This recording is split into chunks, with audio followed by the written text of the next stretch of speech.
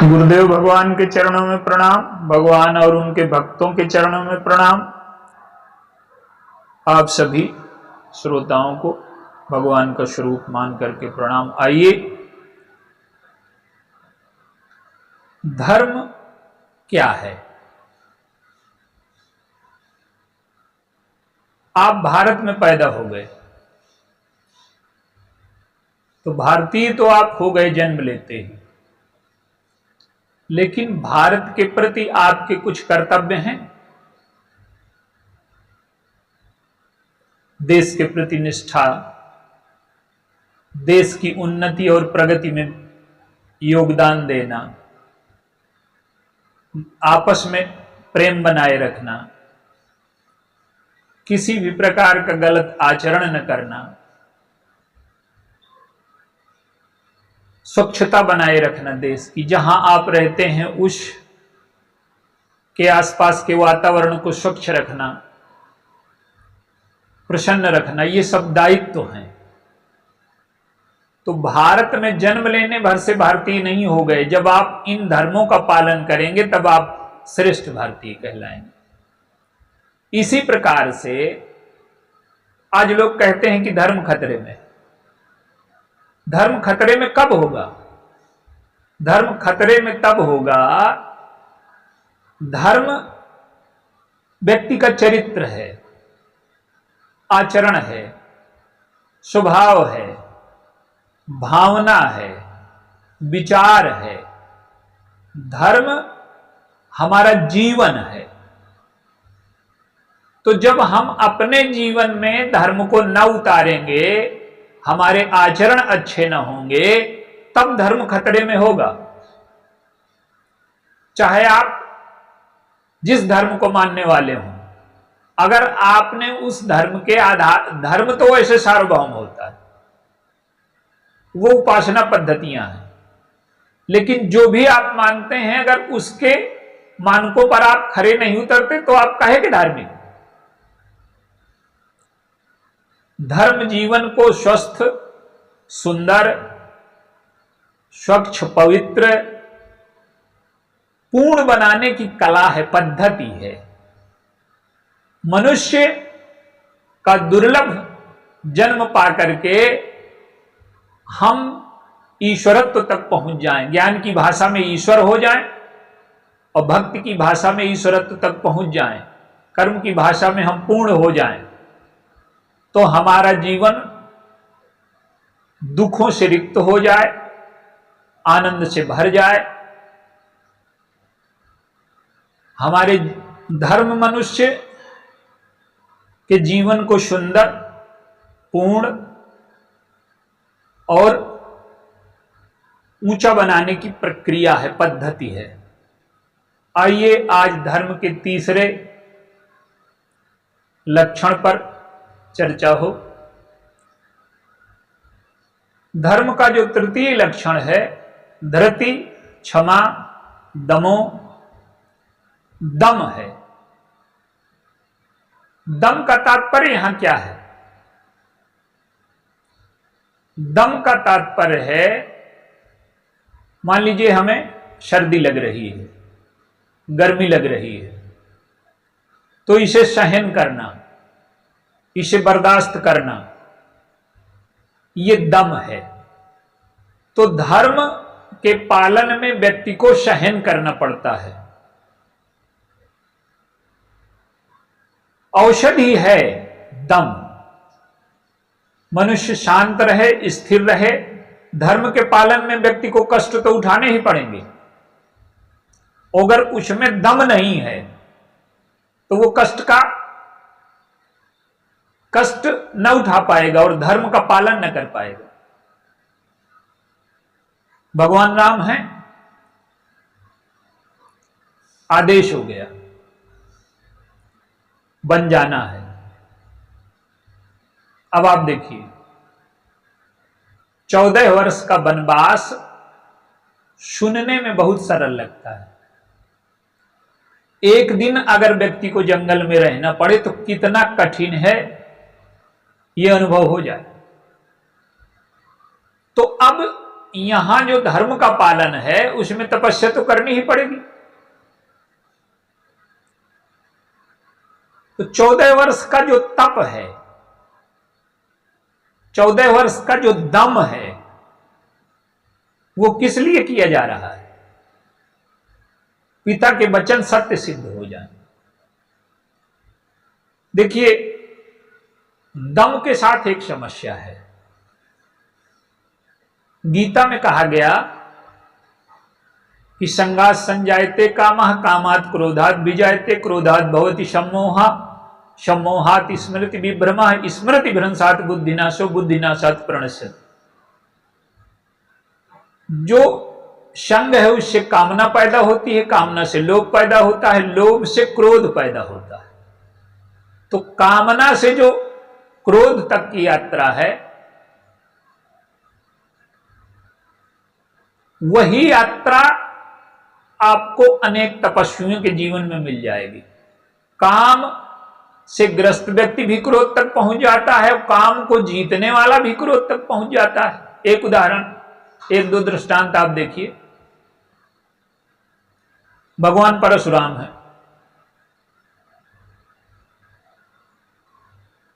उनके जीवन में दम की पराकाष्ठा है, काम के विजेता हैं,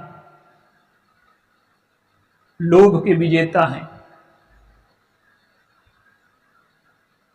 पूरी पृथ्वी दान में दे दी, संयमित जीवन है, सब प्रकार की इच्छाओं का दमन कर लिया है। लेकिन उनके जीवन में भी क्रोध है। नारद जी के जीवन में देखिए, काम के विजेता है, क्रोध के विजेता है, लोभ के विजेता है, लेकिन उनके जीवन में भी बाद में क्रोध दिखाई देता है। तो कामी के भी जीवन में क्रोध और काम के विजेता के भी जीवन में क्रोध, ये समानता कहां से आ गई?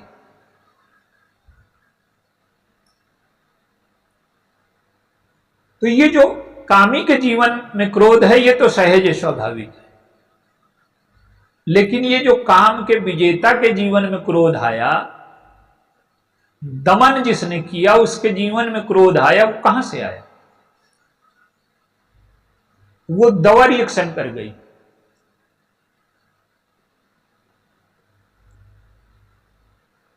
कोई दवा दी गई, दान की दवा दी गई लोभ नष्ट करने के लिए, और उससे अहंकार आ गया तो दान की दवा रिएक्शन कर गई।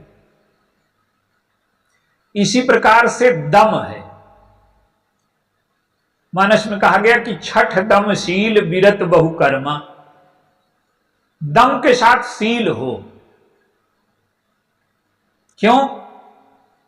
कि जिनके जीवन में दम होता है वो प्रतिकूलता को सह नहीं पाते। परशुराम जी के जीवन में ब्रह्मचर्य ने, दम ने कठोरता पैदा कर दी। वो कहते हैं कि गर्भ श्रवहि अवनिप रमन सुन कुठार गति घोर। मेरे फरसे की गति सुन करके गर्भ गिर जाते हैं। अब ये कठोरता पर वो गर्व करते हैं। तो दमन ने नारद जी के मन में रुक्षता पैदा कर दी, धृष्टता पैदा कर दी। परशुराम जी के जीवन में रुक्षता पैदा कर दी। ये क्या है? दवा का रिएक्शन है। नारद जी काम के विजेता हो गए, लोभ के विजेता हो गए, क्रोध के विजेता हो गए। तो अब भगवान के यहां जब पहुंचे क्षीर सागर में, तो आज उनकी दृष्टि बदली हुई है। क्या उन्हें दिखाई दे रहा है? कहां ये सोने वाले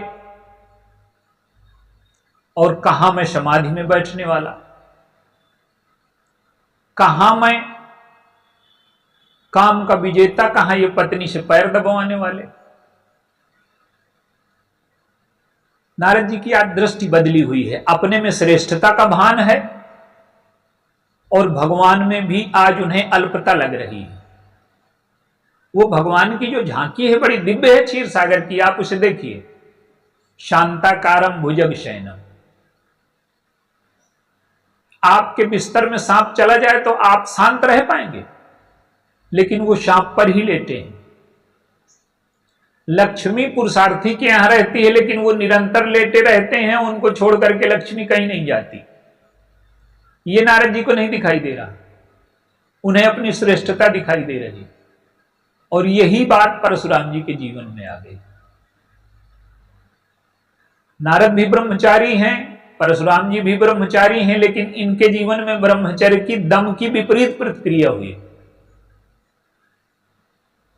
परशुराम जी को लगता है कि कहां मैं ब्राह्मण, कहां मैं इतना बड़ा दानी, कहां मैं विश्व विजेता, कहां काम को जीतने वाला, कहां ये राजा का लड़का विवाह के लिए आया है, गद्दी पर बैठेगा तो लोभ इसमें है ही है, तो ये मुझसे छोटे हैं। तो जो श्रेष्ठता की भावना है हम दमन करें जीवन में, लेकिन अपने को श्रेष्ठ न माने। हनुमान जी के भी जीवन में है दम, ब्रह्मचर्य है, लेकिन उनका ब्रह्मचर्य सरस है, उनके ब्रह्मचर्य में सरलता है, उनके ब्रह्मचर्य में गर्व नहीं है। वो भगवान राम के विरह का संदेशा लेकर के जाते हैं और सीता जी से विरह का संदेशा लेकर के भगवान राम को सुनाते हैं। अगर उनके मन में ब्रह्मचर्य का गर्व होता, दम का, तो वो दूर से प्रणाम कर लेते कि ये तो भगवान हो ही नहीं सकता।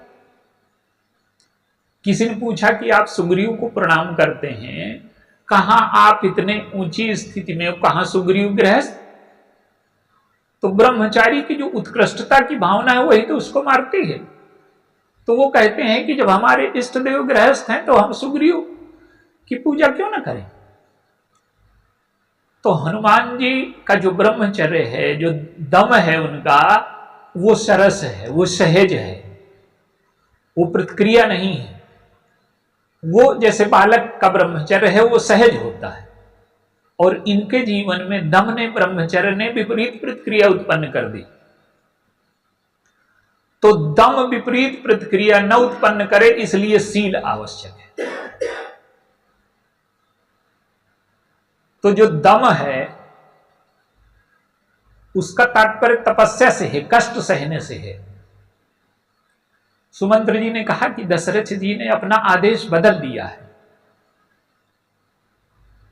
आपको जो पहला आदेश दिया गया था वो बदल दिया गया है, राज्याज्ञा बदल गई है, अब मैं दूसरा पत्र लेकर के आया हूं। राजा ने मुझसे स्वयं कहा है कि रथ चढ़ाई दिखराई बन फिरे हो गए दिन 4 दिन में लौटा लाना। अब भगवान राम को अगर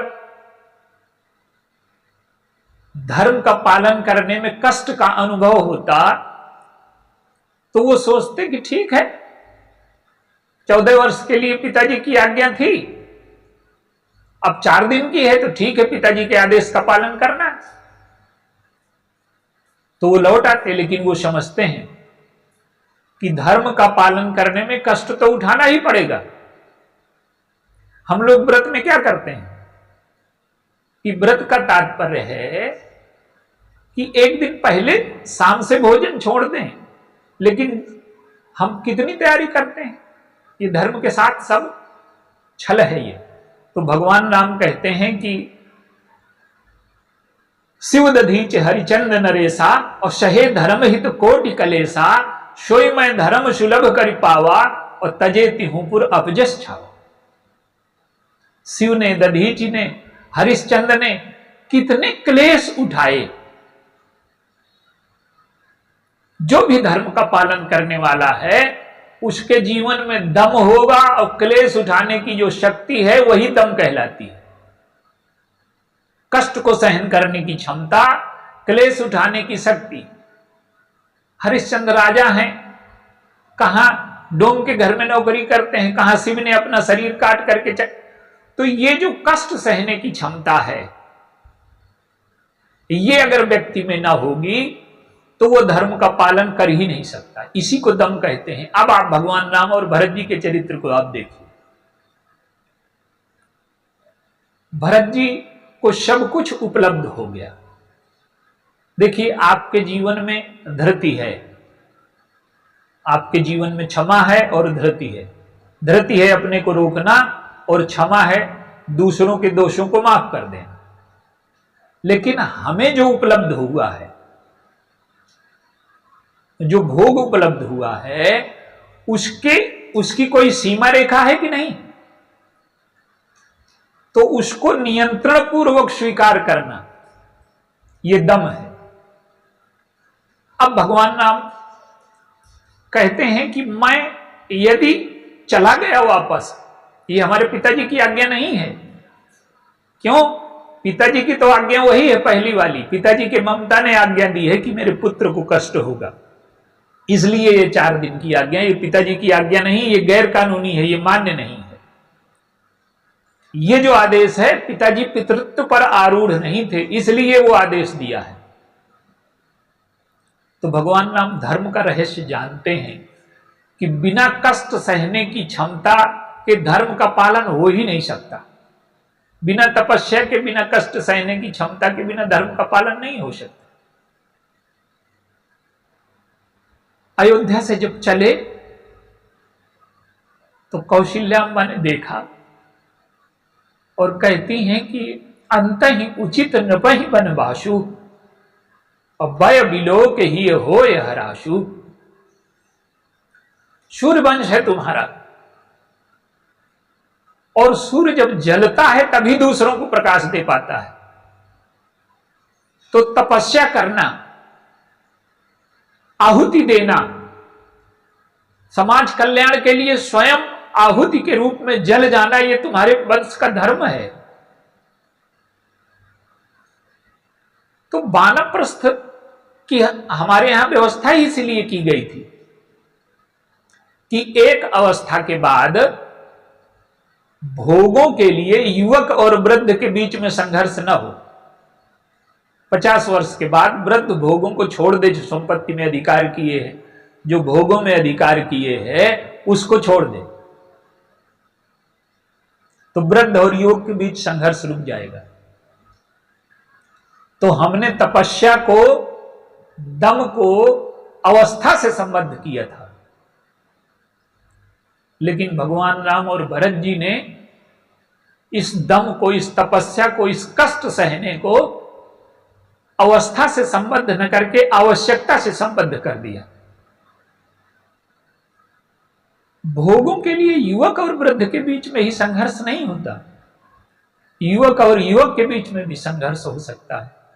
और अयोध्या में संघर्ष तो था नहीं, लेकिन कैकेयी ने पैदा कर दिया, दोनों के बीच में दूरी पैदा कर दी, सत्ता के लिए संघर्ष पैदा कर दिया। तो भगवान राम छोड़ करके जा रहे हैं। कष्ट उठाने में दम तो उसे कहते हैं कि हम कष्ट उठाएं, धर्म का पालन करें, धर्म न छूटने पाए। लेकिन भगवान राम ने उस कष्ट उठाने को भी प्रेम से जोड़ करके सील में बदल दिया। दम तो केवल कष्ट उठाने की प्रक्रिया है, और भगवान राम उसको प्रेम से जोड़ देते हैं और सील से जोड़ देते हैं। सील से जोड़ने का अर्थ क्या है? हम तपस्या करें, हम कष्ट उठाएं, और हमारे शरीर को कष्ट का अनुभव हो, लेकिन हम दृढ़ता पूर्वक कष्ट को सहन करते हुए धर्म का पालन करते रहें। तो ये तो धर्म है। लेकिन जब कष्ट हम उठाएं और कष्ट उठाने में हमें कष्ट का अनुभव न हो, अपितु आनंद का अनुभव हो, तो हमने दम को स्वभाव से जोड़ दिया, सील से जोड़ दिया। जब दम हमारे स्वभाव का अंग बन जाए, सील हम उस वस्तु को कहेंगे जो चीज हमारे स्वभाव का अंग बन जाती है। एक आईएएस है, तैयारी कर रहा है, पढ़ रहा है, पुस्तकों से बहुत जुड़ाव है उसका, लेकिन जब वो परीक्षा पास कर लेता है तो पुस्तकों से उसका संबंध छूट जाता है। तो वो अध्ययनशील था, अध्येता था, लेकिन अध्ययनशील नहीं था। अध्ययनशील कौन है? कि आईएएस होने के बाद, परीक्षा पास करने के बाद भी पुस्तकों से उसका प्रेम बना रहे। तो भगवान राम ने दम को पूर्णता तक पहुंचा दिया है। उनके जीवन में कष्ट नहीं है, वो प्रेम पूर्वक उस कष्ट को आनंद बना देते हैं। तो जब कष्ट हमारा आनंद बन जाए, भरत जी ने कहा कि मैं लौटाने, उन्होंने कहा कि तुम कहोगे तो मैं लौट जाऊंगा, लेकिन भगवान ने कहा कि मैं अगर लौट गया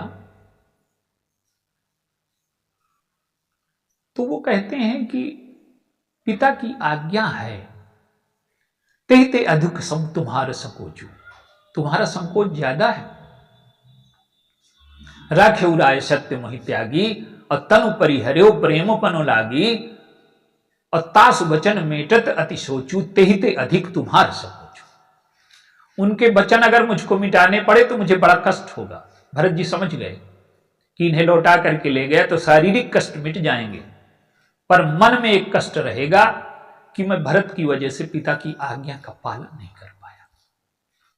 तो वो वन में रहते हैं और जो तपस्या करते हैं उसमें कष्ट का अनुभव नहीं होता।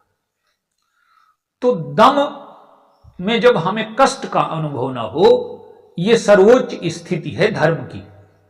भरत जी हैं, चित्रकूट जाते हैं, गोस्वामी जी ने लिखा कि झलका झलकत पायन कैसे, और पंकज कोश ओश कन जैसे। छाले सुंदर लग रहे हैं, विरह के सूर्य में जैसे कमल की बूंदें खिल जाती हैं, वैसे छाले खिल गए। माने कष्ट का अनुभव नहीं हो रहा, न भरत जी को न भगवान राम को। तो भरत जी और भगवान राम ने क्या किया, भरत जी जा रहे हैं तो सब किसी ने कहा कि तुम बड़ा त्याग कर रहे हो। तो उन्होंने कहा कि मेरे जीवन में त्याग कहां है, जिसकी वस्तु है उसको लौटाने जा रहा हूं। देखिए, जीवन का एक क्रम है, एक कक्षा है। जैसे जैसे हम ऊपर जाएंगे वैसे कक्षाएं बदलेंगी। पहले संग्रह है, फिर दान है, फिर दान में भी है कि ये रजोगुणी है, सतोगुणी है, तमोगुणी है, फिर त्याग है, फिर समर्पण है। ये कक्षाएं बदलती हैं। उसी प्रकार से दम की कक्षा है कि पहले कष्ट का अनुभव हो तो कष्ट के डर की वजह से हम धर्म को न छोड़ें। फिर एक ऐसी स्थिति आ जाए कि उस धर्म का पालन करने में भी हमें आनंद आने लगे। आपने सुना होगा कि जो हमारे देश के क्रांतिकारी थे तो वो कहते थे, फंदा लाओ, हमें गले में डालना है। बड़ा आनंद था। फंदा डालने में किसी को आनंद आएगा, लेकिन उन्होंने देश प्रेम को, उस दम को आनंद में बदल दिया। तो जो दम है, भरत जी ने, भगवान राम ने उसको शील से जोड़ करके पूर्णता तक पहुंचा दिया। तो धर्म का तीसरा लक्षण है दम। हम कष्ट सहें और कष्ट सहने में भी कष्ट का अनुभव न हो, आनंद का अनुभव हो। ये दम की पूर्णता है। एक सैनिक है, देश के लिए मरता है, उत्साह पूर्वक जाता है, उसे मरने में कष्ट नहीं होता, भय नहीं होता।